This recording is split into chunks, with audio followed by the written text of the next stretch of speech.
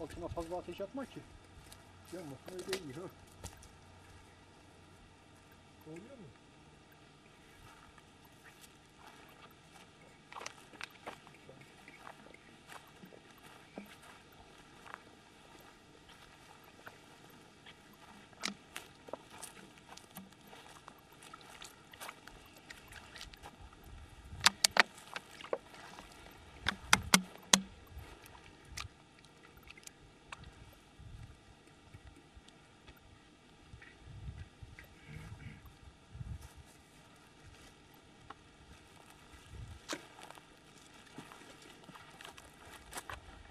Sen o işi başaramayacaksın. Bak. Ben doğruyum.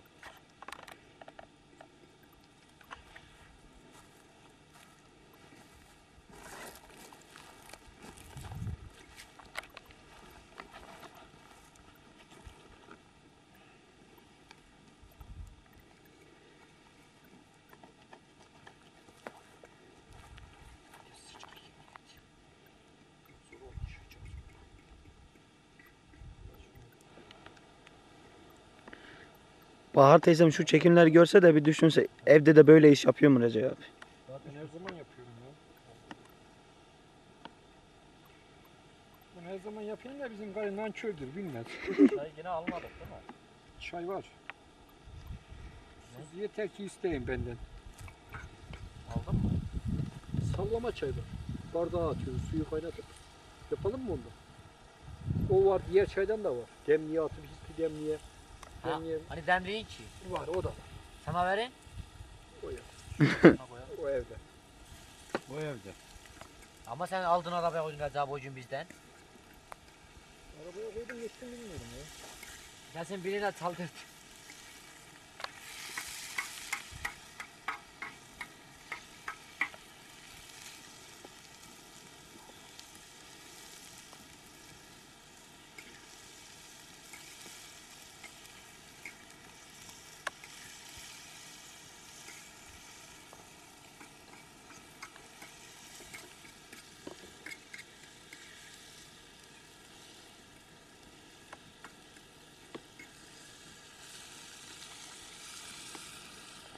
Yaşamı çekle. Çek ağızları sulansın diye. Çektim onu çektim. Şu araba bizi ne yollardan getirdi. Vay be.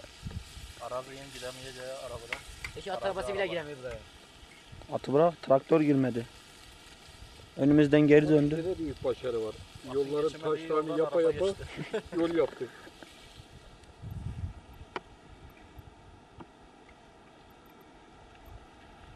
Herkesin arabası dile gelse konuşsa sahibinden razı mısın? Benimki değil ki beni bundan bir kurtarır.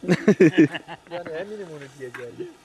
İlk diyeceği laf oldu. İlk diyeceğim laf yani bir konuşmayı bir kere konuşsa beni bir kurtarır diyeceksin ben. Benim çektiğimi hiç çekmese. Ama herhalde birinci de Murat çıkar. Araba değil. Biz bir tane çamı kestik. Traktörün boyunda şey yaptık. Altına onu yükledik. Bir tane İşte kötü kütük. poşet ver. Boşta olan poşetlerden çöp bunu içine şey yap. He. Recep abi daha demin çekmiyordum da bir daha söyler misin? İşlerim doldu dedi. Ha iyi. Niye o kadar mı soğuk? Vay be. Kaynamış.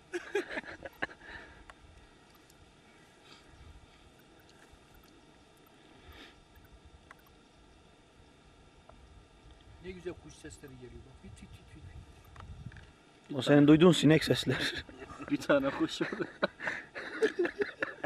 Kocaman ormanda. Gelse karga sesi gelir burada Recep.